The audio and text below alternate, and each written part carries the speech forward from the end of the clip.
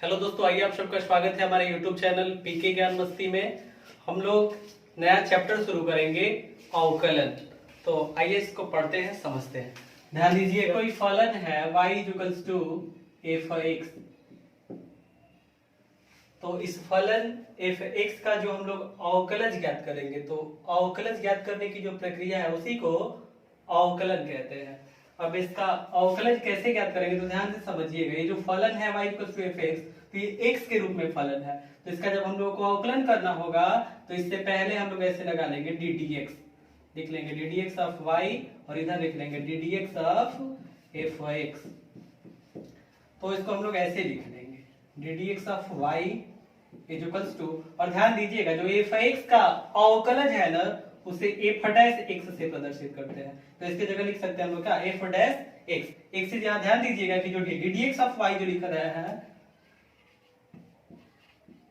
यह जो है dy डिवाइडेड बाई dx इसके बराबर जो है नहीं होता है। इसी कारण इसको जो है dy बाई dx नहीं पढ़ते हैं, इसको यही पढ़ा जाता है कि ddx ऑफ y या फिर y का अवकलज। इसको ऐसे भी परिभाषित किया जाता है कि यदि कोई फलन है y इक्वल्स टू f(x) और x में अल्प वृद्धि, अल्प वृद्धि का मतलब है बहुत कम वृद्धि क्या हो, डेल्टा x हो, तो इसके संगत y में भी वृद्धि होगा। तो इसके संगत y में अल्प वृद्धि डेल्टा y हो, तो limit delta x tends to 0, delta y upon delta x, इसका जो मान होता है इसी को फलन का अवकलज कहते हैं। अर्थात इसको हम लोग लिख सकते हैं ddx of y equals to ऐसे, limit delta x tends to 0, delta y upon delta x। इसको हम लोग delta y upon delta x पढ़ेंगे, क्योंकि ये यहाँ जो है delta y divided by delta x ये ऐसा बराबर होता है। लेकिन यहाँ ये जो हम लोग लिख रहे हैं यह एक प्रतीक है, और जब ये डेल्टा ddx ऑफ y जब प्रतीक है तो dy by dy divided by dx इसके बराबर नहीं होता है। तो आइए आगे जो है कुछ मानक फलनों को लिखते हैं और उसका अवकलज का सूत्र लिखेंगे हम लोग। और एक चीज यहाँ और ध्यान दे दीजिएगा कि पढ़ लीजिए कि अवकल्य क्या है। तो जिस फलन का हम लोग अवकलन करते हैं, जैसे यहाँ y इक्वल्स टू f(x), यदि f(x) का हम लोग अवकलन कर रहे हैं तो f(x) को अवकल्य कहेंगे कि f(x) क्या है, अवकल्य है। इसका अवकलज क्या हो, अवकलज किसे कहते हैं, अवकलज। तो अवकलन करने से जो प्राप्त हो गया, जैसे f(x) का हम लोगों ने अवकलन क्या लिख दिया, f'(x), यही जो f'(x) है इसको f(x) का अवकलज कह लेंगे। और जो ये लिख रहे हैं ddx, इसको जो है अवकलन संकारक पढ़ते हैं, अवकलन संकारक। तो ये आप अपने रफ पे नोट कर लीजिएगा, अवकलन संकारक। चलिए आगे जो है कुछ सूत्र लिखते हैं और समझते हैं। तो मानक फलनों के अवकलन देखिए, जैसे sin x का अवकलन, तो sin x के पहले अगर हम लोग लगा लेंगे ddx, तो ddx ऑफ sin x क्या होता है, इसका अवकलज sin x का अवकलज जो है cos x होता है। इसी तरह से ddx ऑफ cos x, तो cos x का जो अवकलज है क्या होता है, माइनस sin x होता है। ddx ऑफ tan x, तो tan x का अवकलज क्या होता है, sec स्क्वायर x होता है। आगे लिखा जाए ddx ऑफ cot x, तो cot x का अवकलज का सूत्र होता है minus cosec square x। ddx of sec x, तो sec x का जो अवकलज होता है sec x into tan x। आगे लिखा जाए ddx ऑफ cosec x, तो cosec x का जो अवकलज होता है minus cosec x into cot x। इसको नोट कीजिए, फिर आगे और सूत्र लिखते हैं। इसका नंबर लिख दिया जाए, पहला, दूसरा, तीसरा, चौथा, पांचवा, छठवा। इसको लिखने के बाद आगे सूत्र लिखते हैं, इसको नोट कर लीजिए। 7 नंबर जो सूत्र है ddx of sin inverse x, प्रतिलोम त्रिकोणमितीय फलन में आप पढ़े होंगे sin इनवर्स x। तो इसका अवकलन क्या होता है 1 अपॉन रूट में 1 माइनस एक्स स्क्वायर। 8 नंबर सूत्र d d x of cos inverse x. तो यही रहता है, बस यहाँ माइनस लग जाता है, -1 अपॉन रूट में 1 माइनस एक्स स्क्वायर। इसी तरह से 9 नंबर सूत्र d d x of tan inverse x. तो tan इनवर्स एक्स का जो अवकलज होता है 1 अपॉन 1 प्लस एक्स स्क्वायर। आगे लिखा सर 10 नंबर सूत्र d d x of cot inverse x. जो कॉट इनवर्स एक्स का सूत्र होता है, तो यहाँ अवकलज जो लिखे हम लोग ना tan इनवर्स एक्स का, इसी के जैसा, बस यहाँ माइनस लग जाएगा, -1 अपॉन 1 प्लस एक्स स्क्वायर। 11 नंबर सूत्र d d x of sec inverse x. तो सेक इनवर्स एक्स का जो अवकलज होता है 1 अपॉन एक्स इंटू रूट में एक्स स्क्वायर माइनस 1। इसी तरह से 12 नंबर सूत्र इसके लिए, तो कॉसेक इनवर्स एक्स का अवकलज क्या होता है कॉसेक इनवर्स एक्स। तो इसके लिए अवकलज होता है -1 अपॉन एक्स इंटू रूट में एक्स स्क्वायर माइनस 1। इसको आप नोट कीजिए। इसके बाद फिर आगे जो सूत्र है उसको मैं लिखता हूं। 13 नंबर सूत्र d d x of e to the power x।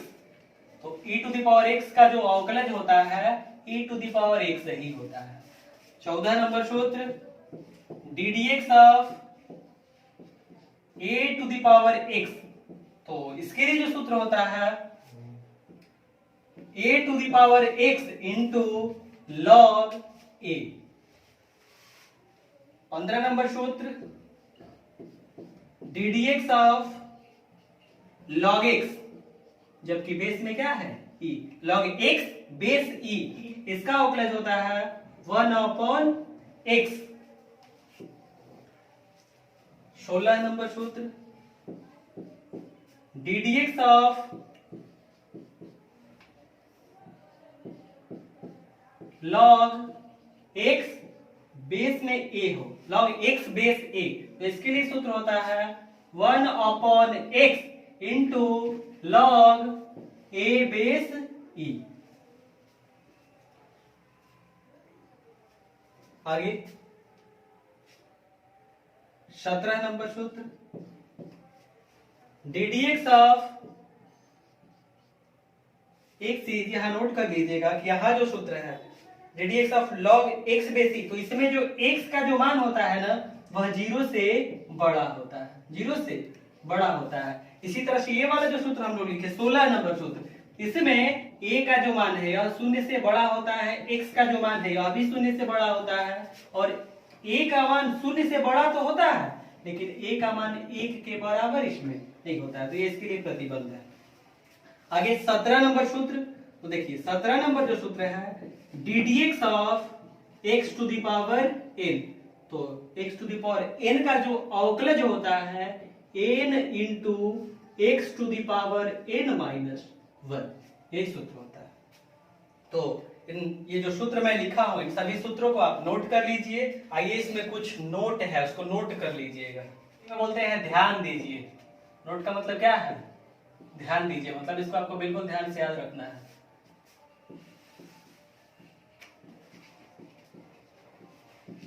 ध्यान दीजिए, पहला नोट क्या है,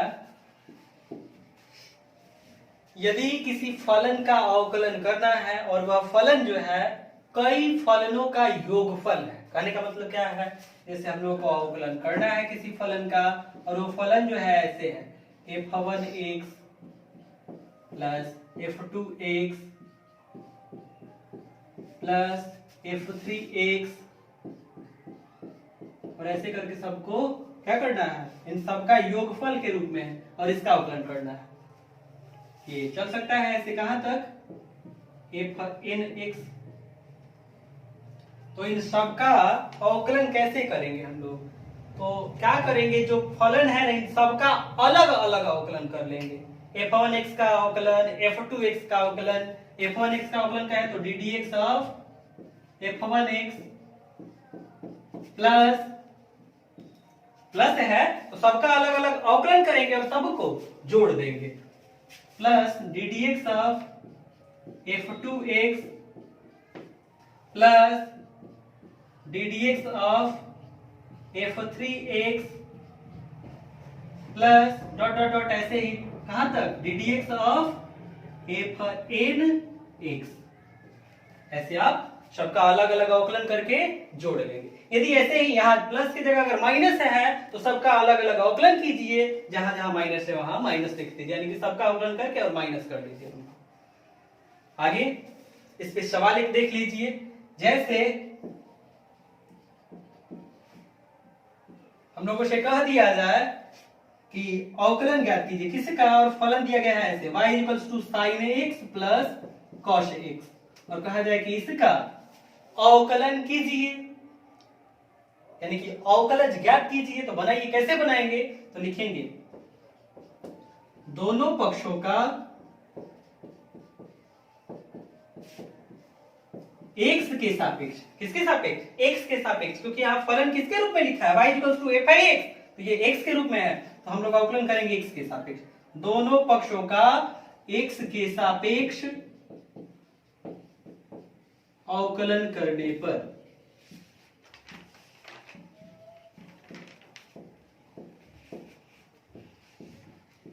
तो कीजिए अवकलन, d d x of y is equals to d d x of sine x plus cos x.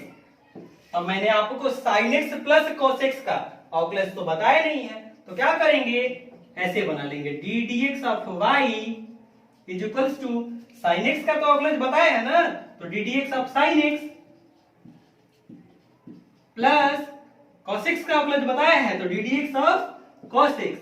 इन दोनों का योगफल है ना साइन एक्स और कॉस एक्स का, तो इन दोनों का अलग अलग अवकलन कर लेंगे और दोनों को जोड़ लेंगे। तो बनाइए d d x of y is equals to कि, तो d d x of sine x, इसका मतलब क्या है, साइन एक्स का अवकलन, और साइन एक्स का अवकलन जिसका सूत्र मैंने अभी आपको बताया है क्या होता है, cos x plus D d x of cos x. तो cos x का अवकलज क्या होता है, मैंने अभी आपको सूत्र में बताया क्या होता है, माइनस साइन एक्स। तो लिख लीजिए d d x of y is equals to cos x plus minus minus बनेगा ना, माइनस साइन एक्स। हम लोगों ने ये जो फलन दिया गया था y equals to sine x plus cos x, इसका अवकलज ज्ञात करनी, पहला नोट था, इसको आप नोट कर लीजिए, समझ लीजिए। उदाहरण मैंने बता दिया है, सवाल एक बता दिया इस पे, फिर आगे पढ़ते हैं दूसरा नोट। देखिए दूसरा नोट क्या है, दूसरा नोट यह है कि जैसे कोई अचर फलन है, अचर फलन का मतलब क्या है, जैसे लिख दिया गया है क्या, y इक्वल्स टू 5, कह दिया जाए कि इसका क्या कीजिए, अवकलन कीजिए। तो इसका जब हम लोग अवकलन करेंगे तो d d x of y is equals to, और इससे पहले लगाएंगे डी डी एक्स 5, ये तो ऐसे लिख लेंगे d d x of y is equals to, और यहां समझिए अचर फलन है तो इसका अवकलन क्या होता है, शून्य होता है। तो 5 रहे, 6 रहे, 10 रहे, कोई भी अगर अचर संख्या है, अचर का मतलब क्या है, ऐसी संख्या जिसका मान निश्चित हो, जैसे उसमें x y z अगर ऐसे आ रहा है तो चर हो जाएगा।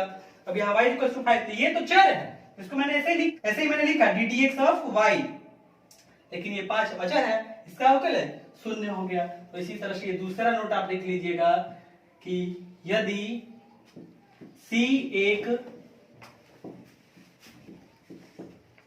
अचर संख्या है तो d d x of C is equals to क्या मिलेगा, 0।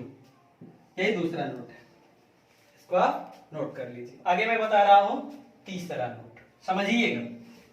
तीसरा नोट यह है कि जैसे कोई फलन है f(x) और इसमें किसी अचर संख्या जैसे कोई अचर संख्या ले लीजिए, के ले लिए, के क्या है, एक अचर संख्या, इसका गुणा है और इसका अवकलन करना है। तो इसका अवकलन करेंगे तो यह किसके बराबर होगा, तो ध्यान से समझिएगा, ये जो अचर है ना, अचर, इसको लिख लेंगे ऐसे, और f(x) का अवकलन कर लेंगे, किसे का, ddx ऑफ f(x), जो फलन f(x) है इसे का, और लिख देंगे ऐसे। तो यहां क्या मिला, तो समझिएगा, बिल्कुल ध्यान से समझिएगा, यहां अचर संख्या और फलन के गुणनफल का अवकलन करना था।